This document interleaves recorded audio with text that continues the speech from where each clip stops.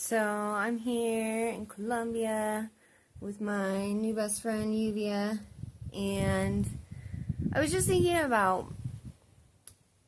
so I saw a couple things this morning about astrology and like your Venus sign and aesthetic and things like that. And astrology certainly does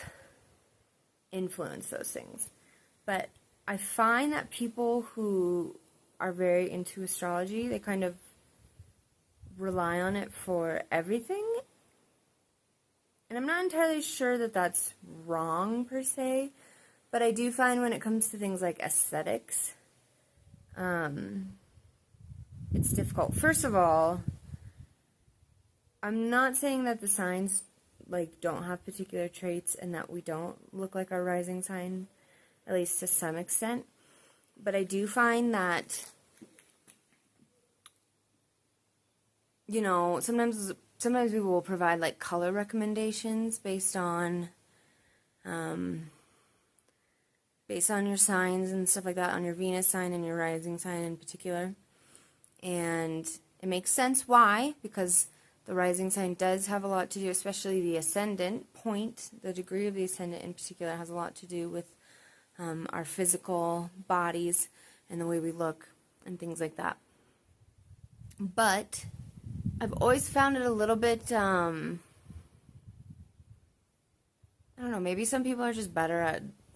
discerning that stuff than I am, but, you know, people are so diverse in the way they look that I still have trouble seeing those patterns in the way that people look based on